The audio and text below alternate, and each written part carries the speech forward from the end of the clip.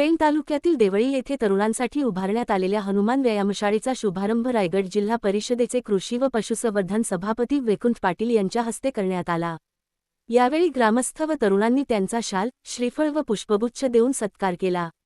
तर जुई अब्बास येथे नव्याने उभारण्यात आलेल्या आय लव्ह जुई सेल्फी पॉइंटचे उद्घाटनही वैकुंठ पाटील यांच्या हस्ते झाले। तरुणांनी व्यायाम व मैदानी खेळांकडे वळावे यासाठी सर्वतोपरी सहकार्य करण्याचे आश्वासन त्यांनी दिले। यावेळी सरपंच वसंत गावंड, किरण तुरे, धनाजी तांडेल, रामचंद्र तांडेल, नीरज तांडेल, पंकज तांडेल, संतोष शिवकर, नरेश तुरे, सुरेंद्र तुरे, रामचंद्र तांबोळी, दिलीप तांडेल, आर्यन तुरे, मिलिंद तुरे, नितेश तांडेल, सुनील तुरे, गणेश तांडेल, अजय तुरे आदी उपस्थित होते। व्यायामशाळा देवळी याचा आज औपचारिक उद्घाटन झाले।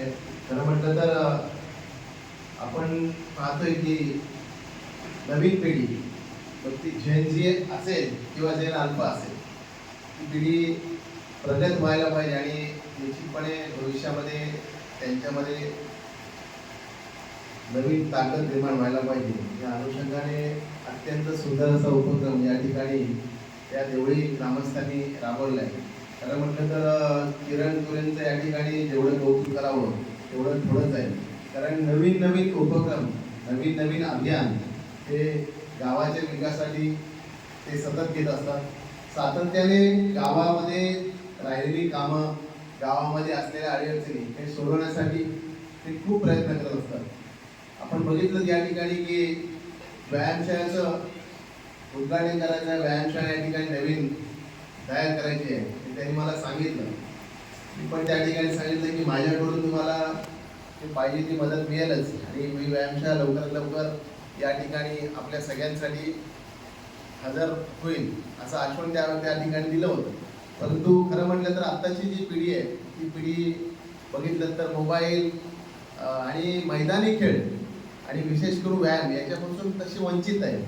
आणि तसं देवळी गावाने, किरणजी तुरे आणि सगळ्या आपल्या मंडळाने या ठिकाणी हा जो उपक्रम केला आहे तो खरोखर वाखाणण्याजोग्यासारखा उपक्रम आहे। कारण नव्या पिढीला हे नवीन उपक्रम दिल्यानंतर तुम्ही शरीरयष्टी जेव्हा तुमची चांगली असेल, आरोग्य चांगलं असेल, तेव्हा तुम्ही भविष्यात वाटचाल करू शकता। आपण सगळे बघतो की नवीन नवीन ज्या वेळेला पहिलं कसं होतं की माणसांना इकडून तिकडून हालचाल करायला वेळ मिळत असतो, आता नवीन साधन समृद्धी उपलब्ध झाले आहे। बघतो आपण की आता पहिले आपल्याला चालत जायला लागायचं स्टँडवर, आता आपल्याला स्कूटी आलेली आहे, त्याच्यामुळे आपला व्यायाम जो आहे तो व्यायाम त्या ठिकाणी थांबला आहे। आता आपण बघतो की शहरामध्ये सुद्धा मोठ्या मोठ्या व्यायामशाळा असतात, त्या ठिकाणी अजून फॅसिलिटी असतात, परंतु गावाच्या ठिकाणी ह्या व्यायामशाळा नसल्या कारणाने गावातल्या ज्या तरुण मंडळीचा आहे तो विकास त्या ठिकाणी होत नाही।